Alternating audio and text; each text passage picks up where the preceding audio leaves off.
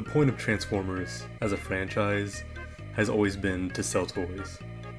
The entire point of the 1986 show was to sell toys, but no Transformers media sold figures like the Bayverse.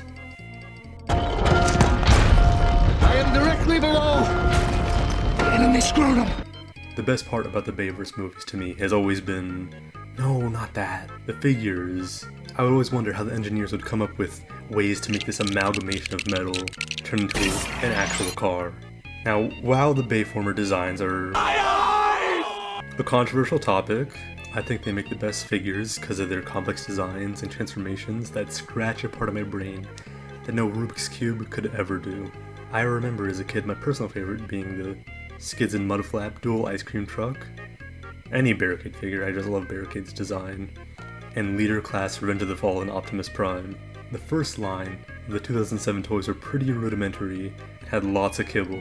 For anyone who doesn't know, kibble in Transformers is not dog food, it is parts of the robot you can see while it's in vehicle mode. But as more movies came out, the figures kept improving.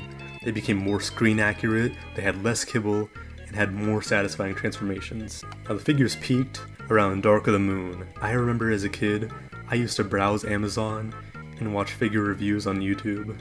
Now of course I couldn't afford these because I was a kid, but for Christmas and my birthday I would get a lot of these Transformer figures, and I loved them, especially the Voyager class Megatron, considering I got him 5 different times because I kept breaking him. But you could imagine my excitement when I heard that Transformers 4 was happening. I couldn't wait to have Dinobot figures and Optimus Prime with a sword. That is like an 11-year-old's dream, but I was really looking forward to Lockdown.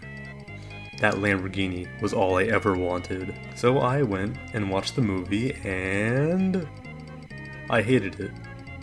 It kinda killed my love for Transformers until Transformers 1 revived it like the Matrix of Leadership. Now, leaving the theater utterly disappointed, I at least held out hope for the figures. Sure, the movie sucked. I'm an inventor. But at least they had interesting designs, so I went to my local Walmart and I got a Lockdown figure. Then when I got home, it transformed in one step! This hunk of trash is a one-step transformation that didn't even work half the time and broke so easily. How does a figure with 27 steps and so many moving parts hold up better than a one-step transformation? Now you might think, oh, this is a one-off, But no, Extinction introduced these easy 1 and 2 step figures that defeated the entire purpose of this franchise. Now you might be wondering, why? Do you really want to know why? Do you really want to know? It's because parents sent letters to Hasbro complaining that their stupid little Timmy couldn't transform Bumblebee. And so Hasbro made these figures that transformed in 1 and 2 steps. Now me and many collectors were infuriated. We were being punished because these crayon-eating amoebas couldn't read instructions.